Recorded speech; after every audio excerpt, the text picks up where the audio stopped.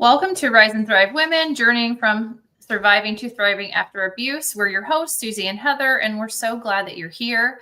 If you've experienced the heartache of toxic relationships, you know the feeling of being lost, broken, and unsure of where to turn next. And this episode and this podcast is for you. We're here to inspire, educate, and empower women like you, no matter where you are in your journey. Together, we're going to challenge the misconceptions surrounding domestic abuse, explore practical solutions, and listen to incredible survivor stories that remind us all that there is a brighter, better future waiting for you. It's time to rise, thrive, and choose yourself. Let's begin this healing journey together. All right. So we are talking today about the narcissist's secret weapon, which is the enabler. And I think you and I first thought about doing an episode about the enabler when we did our episode on Gabby Petito and what could be learned from her tragic story. There was a very clear enabler in that story, which was Brian's mother. So we talked about doing this episode back then. And if you haven't seen that episode, I think we had some really great takeaways. So check out the live video sections on our channels if you want to learn more about kind of how we've kind of analyzed that whole situation and what we've pulled from it. So anyways, we're talking about the enabler today, and we feel like it's a really important topic because many survivors of narcissistic abuse struggle with not just the narcissist and the aftermath of that, but also with the people who protect them, particularly the people that enable them to continue their toxic behavior patterns. So that's what we'll be spending some time on. We know from, all the stories we hear that narcissists often don't operate alone. They rely on these enablers to maintain their power. And the enablers may not be abusive themselves, but their actions or their inaction of not doing anything or saying anything about the narcissist's behavior keep the narcissist toxic cycle going.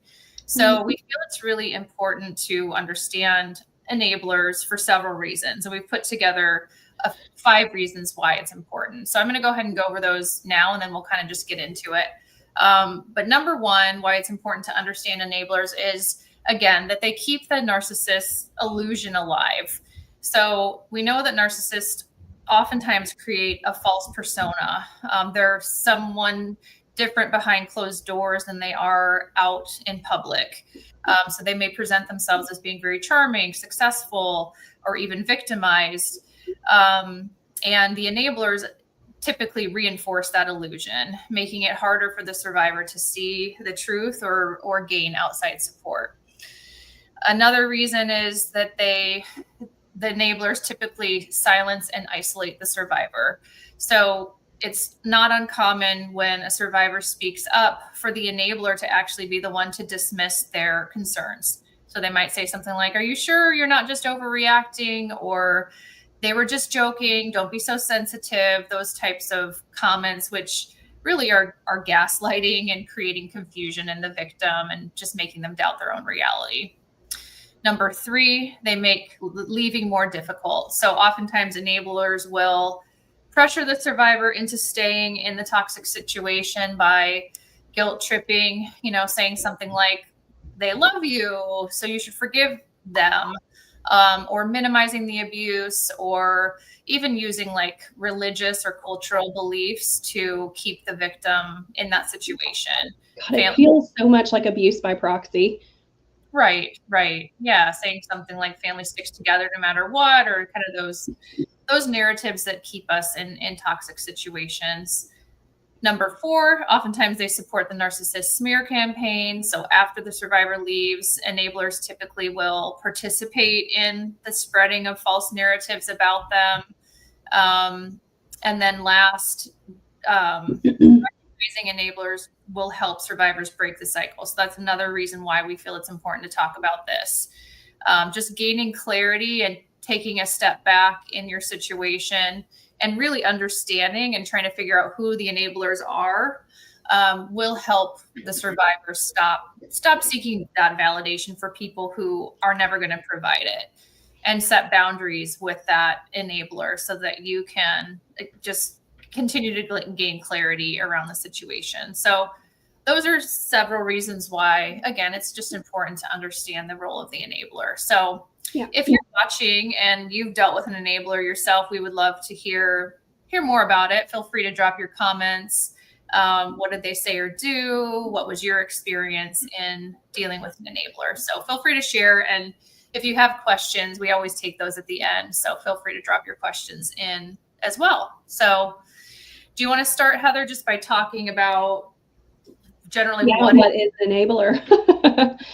So in general, if you've ever experienced narcissistic abuse, you have likely had experience with both flying monkeys and enablers. And we'll talk about the differences between those two in just a second. But so an enabler is someone who supports, excuses, or helps kind of sustain a narcissistic or a narcissist's toxic behaviors. And you will see a lot of support come from enablers throughout legal proceedings. So one of the ways that they help enable an abuser is some of them will go through and even lie for abusers to help cover their tracks and minimize any sort of legal action you may be taking. If any of you have seen the O.J. Simpson trial documentary, one of the things that stood out to me was when they were interviewing O.J.'s manager, and he was talking to his manager over the phone, and the manager was disclosing this conversation when O.J. said he was really nervous about the glove fitting, and he had some form of like arthritis, and his manager instructed him to not take his arthritis medication so that his hand would swell. And so it's one of those situations where as I was watching that, I was like, why would you enable that? Why? Like, what's wrong with you? So that's and that's probably an extreme version. And just like in Gabby Petito's case, when you hear about Gabby's experience with Brian's mom, when she seemed very friendly, and then once she had been there and gotten comfortable for a while, she felt kind of rejected, almost like she had done something wrong for just being present. And so she would get all of these weird treatments, or even like do spiteful things like change her address. And those are just some examples that I could think of that kind of highlight what enablers do on, I guess, the more extreme cases. And then ultimately protecting him and hiding him after that whole incident happened. I mean, extreme case for sure of enabling and not and their entire, like his parents' entire negligence in cooperating with the police. That is a form of enablement in terms of making sure that they're protecting their abusive son. So those are just some examples that I thought of. They can also be passive, wanting to avoid confrontation, especially confrontation with the narcissist. And I think that's about all I can think of in terms of ways they kind of go out of their way to help pacify the narcissist. We will talk about minimizing and kind of gaslighting later. Can you think of anything else, Susie? Yeah, I mean, I think generally the personality traits of, I think you said people pleasing, people who could be easily manipulated, who are extremely loyal, are typically the ones who become the enabler, who are targeted to be that person to reinforce the narcissist's image and facade. So it's almost like cult mentality. Right. Am I echoing on your side? No. Okay, maybe it's just mine. So yeah, they are devoted and loyal to a fault. I mentioned flying monkeys earlier, and I just think it's really important to understand the difference between the two. Because a flying monkey is someone that a narcissist can manipulate and kind of use for abuse by proxy, right? They want to try to control what you're doing after you've left the relationship or something like that. They will typically manipulate people and mobilize them to kind of persuade you to make a different decision or judge you in a harsh way to kind of make you second guess yourself. And it's what I like to call abuse by proxy. And flying monkeys don't always know that they're being manipulated, whereas the enabler knows that the abusive person is in the wrong, but they are loyal to a T. And it doesn't matter the consequences that you have, right? They're not concerned with how this impacts you. It's more so about ensuring that the narcissist image isn't destroyed and they kind of are enabled to get their way. Right, for sure. Yeah, I think you summed that up really well. So maybe we just shift to who oftentimes, we talked about the personality traits of an enabler, but who is most likely to become an enabler within the narcissist circle. So number one, family members, like we saw in the Gabby Petito case, parents or other relatives, particularly parents who raise their child as the golden child, are likely to protect that person's image, because that person, the narcissist's success or image also, is a direct reflection of themselves, and they want to protect that. So if the parent is narcissistic, then they can be, a very close alliance that's formed. Current romantic partners can be enablers. So whether it's a current or ex-partner, an ex-partner maybe who's trauma bonded to that narcissist. Obviously friends, long-term friends who believe the narcissist's charm and excuses, or even, in a workplace situation, coworkers or bosses may protect or enable a narcissist if they're a valuable member of the team and they don't want to have them, punished for something. And people are more likely to become enablers if they fear the narcissist's wrath or reaction, if they do speak up, or if they feel responsible for protecting the narcissist, or even just to preserve their own safety.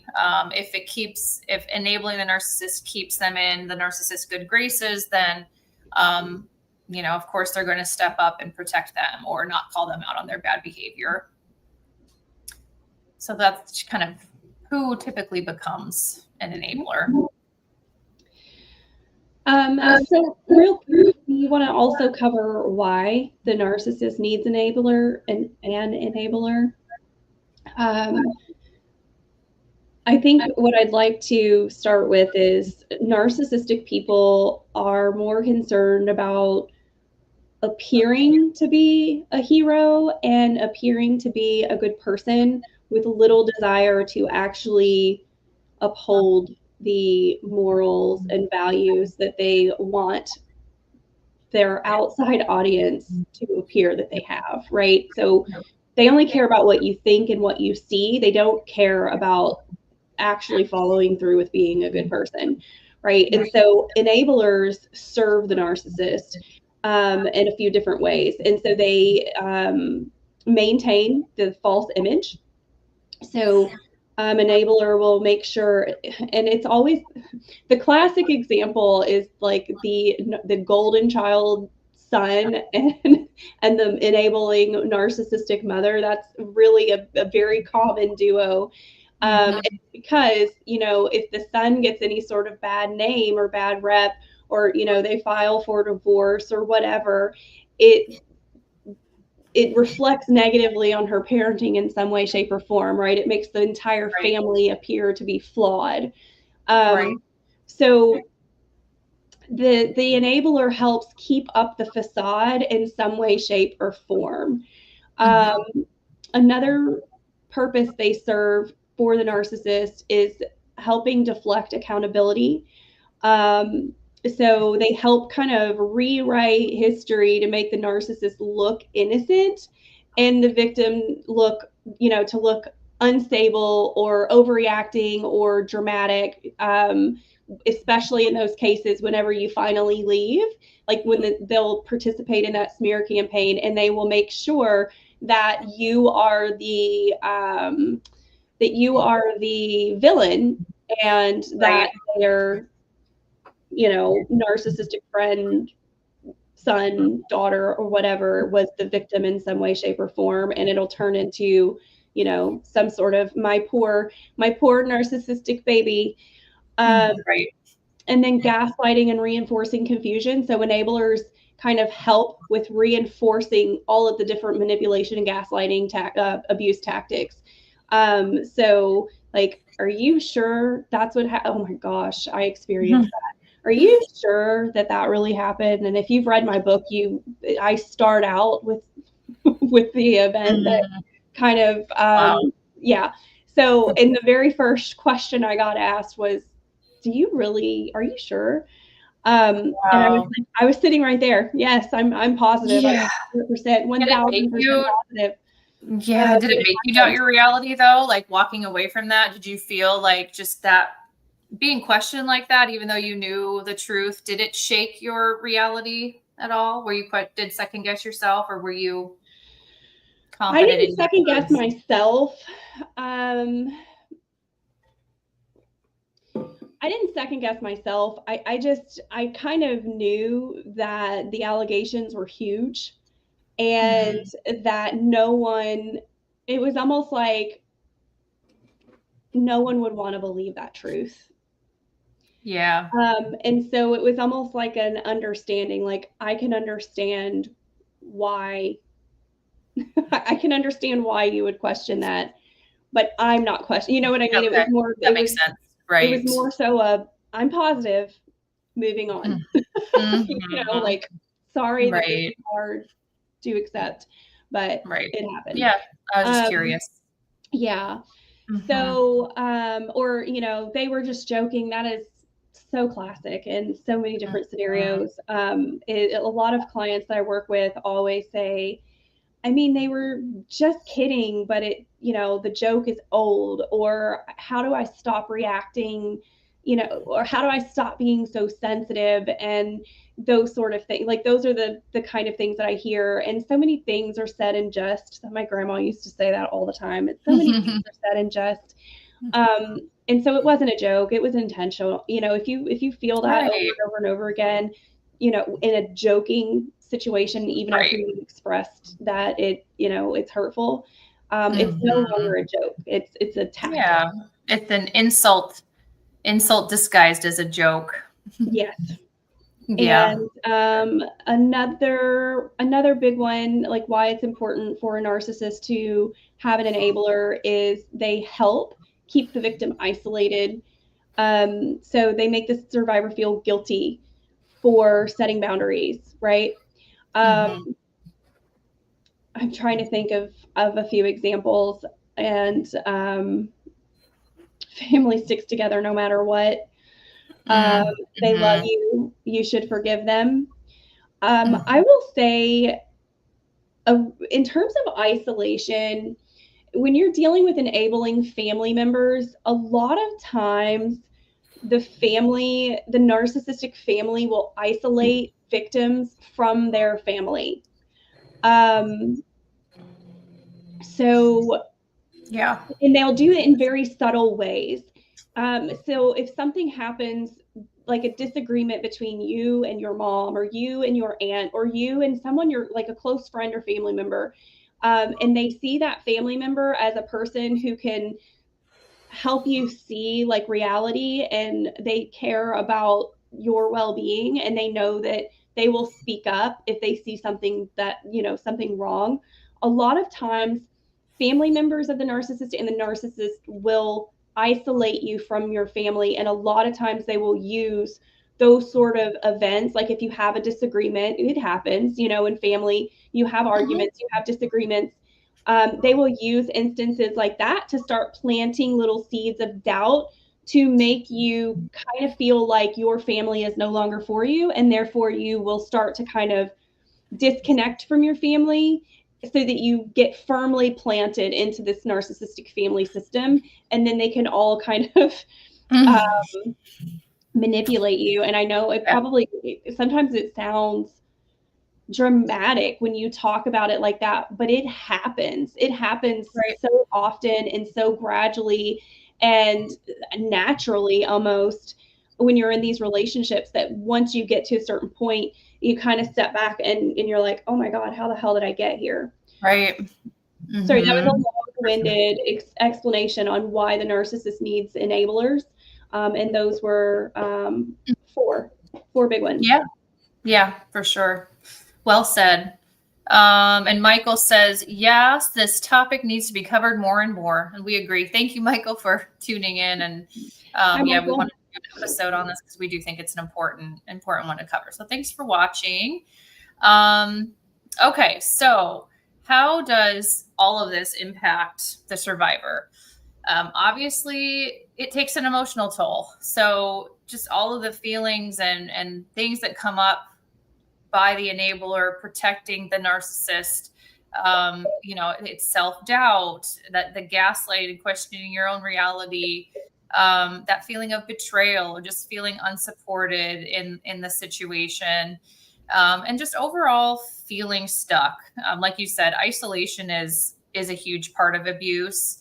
And with the amount of confusion that the narcissist creates in the victim, it just makes it harder and harder to leave. We've talked about that at length when we talk about the cycle of abuse and all of those reasons why it keeps us feeling stuck. There also is an impact typically post breakup.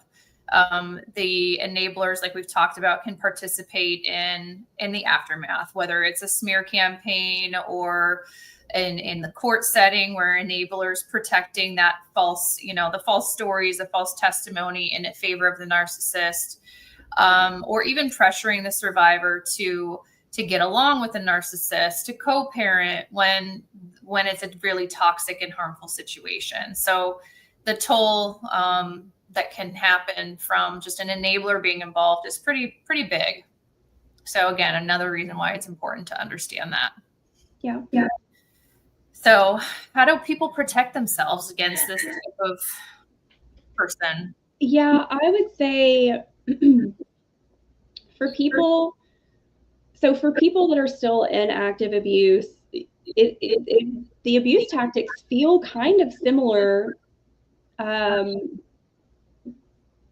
They feel kind of similar of the abuse tactics that happen with the narcissist, right? So they'll dismiss your concerns, prioritize the narcissist's feelings over yours, and maybe guilt trip you for setting certain boundaries.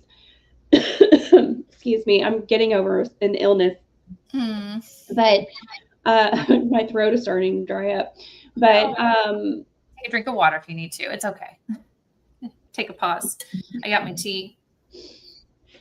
I ran out of my tea because I needed an extra caffeine boost before we joined today.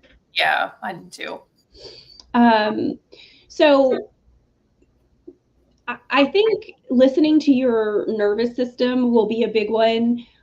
If you feel dysregulated, and I think we have some recordings on what it feels like to be dysregulated. I know we've talked about it a few times. I just am off the top of my head, I can't remember.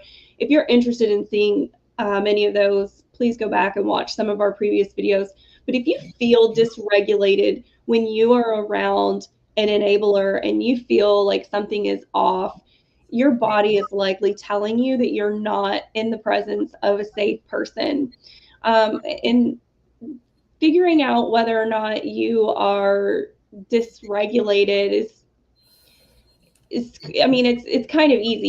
Your heart may start to race. You may get really shaky or nervous and not really understand why that person's presence makes you nervous.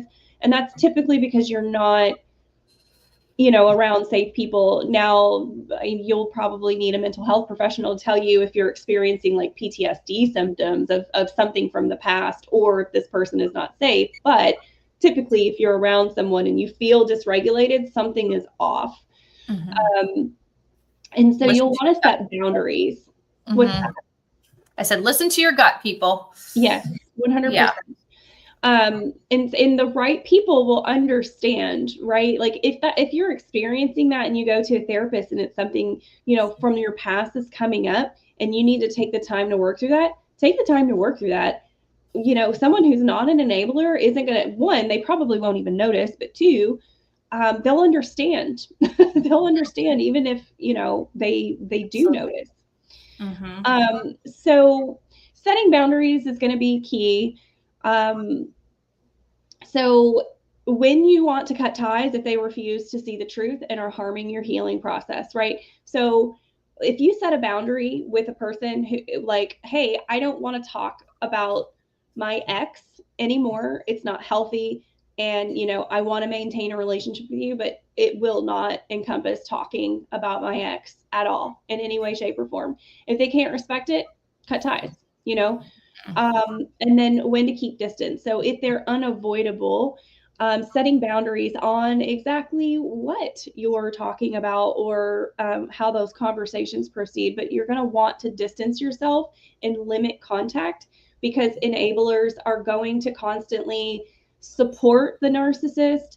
And the only way that you're going to be able to really fully heal is to sever ties with anyone that is going to be supportive of them. And if cutting ties isn't feasible due to whatever reason, knowing how to limit your contact and distance yourself is going to be the key to survival and healing. So Totally. Yes. 100%. All right. So I think that's pretty much everything that we had put together for today, just to talk a little bit more and hit the key points about enablers. I see we do have some people watching. If anybody has any questions or, again, comments, feel free to drop those in. Michael commented, feeling dysregulated is something that also needs to be talked about more. So many don't even notice this gut feeling. So yeah, I'm glad you spoke to that, Heather, because most people don't know what that even is. And I think many of us have almost been like conditioned to ignore those gut feelings and not listen to them. So it is super important in all these situations to trust it and to recognize that it's your body's way of telling you something. So thank you, Michael. That will probably inspire a future live. That feedback, that the two that you gave us, it was on the dysregulation and what else? Oh, the isolation. So we'll take note of that and produce some future lives around those topics. Regulation is huge. It's such a big thing abuse survivors are challenged with when they come out of these relationships. So yeah. And I try to be really careful when we're talking about dysregulation because I know that the majority of my audience are I think like 80% of my viewers are women. And I'd say 100% of them have gone through abuse and they have PTSD or CPTSD. And so whenever I talk about dysregulation, and we're live and I don't have like specific scenarios, I always try to be very careful so that people understand that sometimes you may feel dysregulated around someone who is safe and it's okay. It's just trying to figure out if you're experiencing, you know, a PTSD symptom or if you are truly around someone who is emotionally unsafe, you know. So I always try to talk about those two and highlight that both are possible. I do have, okay. Hi, Hillary. So I have some comments on Instagram. Hillary said his mother, yep. We just talked about that. She knew of the abuse and cheating, but encouraged me to work harder on the relationship. Oh my God. A gross circle of abuse, as he claimed she was abusive to him. Yeah, it's almost like I'm also a victim, you know, he'll come around, just keep putting in the work. He has a good heart, even though he does these terrible things that hurt you. His heart is good. keep on working on your relationship and maybe he'll come around eventually. Right. Yes. Oh, and she knew I wasn't his first victim, and he had patterns and history of behavior similar to what I experienced. Yeah. Yeah, that is so classic. Right. And she still continued to enable, even knowing you weren't the first one that he did this to. Yep. That's disturbing. Yeah, but not uncommon. So, Michael says, I appreciate your content. Thank you for putting this out there. Thank you, Michael. We're going to keep on keeping on and keep trying to come up with new topics. So, and then Heidi, a question from my side, who are enablers? So we talked a little bit about this in the episode. I'm not sure if you're asking like who within the narcissist circle are enablers. I think that's the question. So I'll answer that. But Heidi, let me know if this doesn't answer your question. So typically the enablers are the narcissist's closest allies, or they're within that close circle that the narcissist has. So it could be family members, whether it's a relative or a parent. I think we talked about a parent being the most likely. And oftentimes if it's the male is the narcissist, the mom is the one kind of protecting them and trying to keep that image elevated so that it's not a poor reflection of their parenting. It could be a current romantic partner. Maybe you have separated from the narcissist and they've got their new person. Oftentimes that new partner becomes an enabler for the narcissist. Could be friends, long-term friends who believe, who have bought into that image that the narcissist projects. And we talked about just like the workplace setting. Could be a coworker, could be a boss if it's an issue within the workplace. So I hope that answers your question. If not, just drop us another one and we'll answer that. Any other questions from your end, Heather? Thank you for helping me through this process. Hardest part is trying to learn the whole world isn't all narcissistic problems. Yes, hummingbird times 4. You're welcome. We're so happy you're here. It is very hard when you've gone through. I will say this: there's like so many different layers of healing. But I will say that there is a phase that most people go through where you do look at the world like, oh my God, everybody's a narcissist. And I think it's because it's hard to trust. But once you go through it, you really start to inspect and pick apart all the different pieces. And whenever you start to understand what makes a narcissist tick and you start to educate yourself, you see these traits. Like I saw traits in myself. I saw traits in people around me. And I mean, when you're looking at yourself, it's a little harder to, admit, but understanding that, there is a healthy amount of self-interest. There's not a healthy amount of narcissism, if that helps at all. But whenever you're healing and you start educating yourself on what makes them the way they are and kind of the different ways that they live, it feels like everyone around you is a narcissist. And a lot of times what people that go, a lot of times when people discover that they're in a romantic narcissistic relationship and they start peeling back those layers and they see it all around them, it's normal because you were raised in some sort of environment to where like people pleasing and setting your own needs aside became just the way you survived. And so you do attract narcissistic people and you build a lot of relationships with narcissistic people without really knowing that. But then whenever you start to heal from that main one, you start seeing it it's impossible to not see. And so, so it's actually normal what you're saying there, hummingbird, but it's also it becomes easier to set boundaries and you'll start to see the differences between the people you surround yourself with. If you're really around like really highly narcissistic people and you start setting boundaries, they'll leave. But if you're just around some people that may be, I don't know, highly opinionated or out loud or whatever, they'll get over it. If you set boundaries for you, they'll still be around and understand. So I hope that helps. Yeah. Right. Yeah. They either leave or they throw a fit. One of the two. They don't respect the boundaries, or they might stay and continue to try to violate the boundaries. So I see Heidi followed up here with, from her question, who are enablers? She asks, could enabler be someone who forwards emails from narcissists? I would say I'd probably need a little more context to that to say for that, if you're talking about a specific situation. But my response would be, if they are forwarding the emails in an effort to either protect the narcissist or maintain their image, or out of self-preservation, if it's for the purpose of kind of maintaining that alliance with the narcissist or protecting them, then yes, they might do that. Yeah, or a flying monkey. That sounds a little bit like triangulation. I mean, like Susie said, we don't know the specifics, but a lot of times there is a third party that will, kind of interject themselves in the middle of whatever dispute or conflict is happening.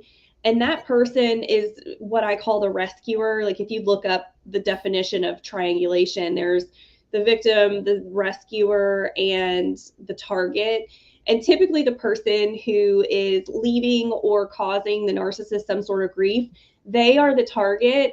And the rescuer is the person who is kind of interjecting themselves.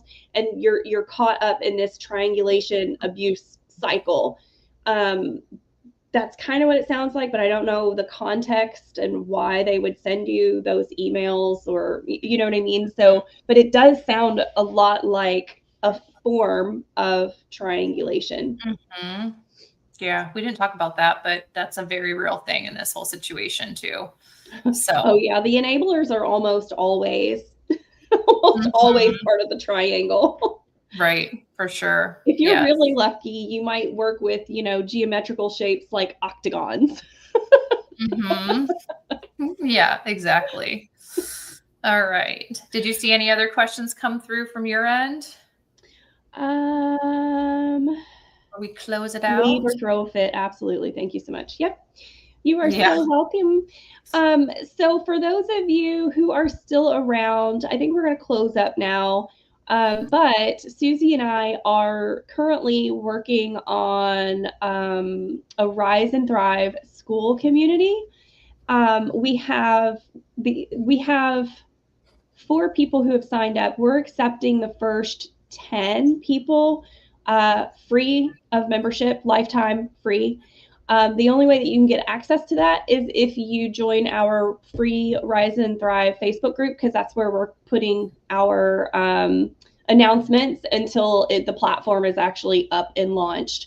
But we are inviting 10 of our lovely Rise and Thrive Facebook ladies, and we would love to have you there. If you have any interest in that, go ahead and click the link in my bio. And Susie, you have a link in yours, right? Yes. Yep, okay. I do. I have links to both of our calendars in there, and a link to our Rise and Thrive Women Facebook group. So that's the best way, like you said, to get in the group. And then you can either private message Heather and I, or there is a post where you can express your interest in being added. Like Heather said, it'll be a free lifetime membership.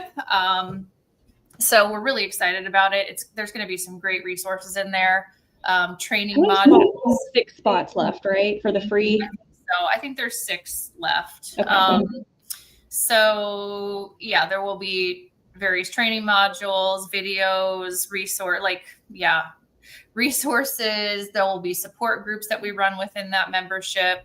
And only the first 10 will be free. And then we will start charging a monthly fee for that. But it's going to be an amazing platform for everyone. I don't know that there's anything like it out there. So we're so excited. I agree. So if you want to be a founding member and take advantage of that, please check us out. Come join us. Yes. All right. All right. Well, thank you all for joining us on this episode of Rise and Thrive Women. We hope today's conversation has inspired you to take charge of your healing, whether it's a new perspective, renewed hope, or the courage to move forward. It is something worth celebrating. And remember, your story is still unfolding and your past does not define you. Within you lies strength, power, and limitless potential. So embrace it. Trust and follow your intuition with courage. Be bold, be brave, and always trust yourself. Until we meet again, take care, rise above, and thrive. You've got this. Yay. All right. Bye. Bye. See you next time.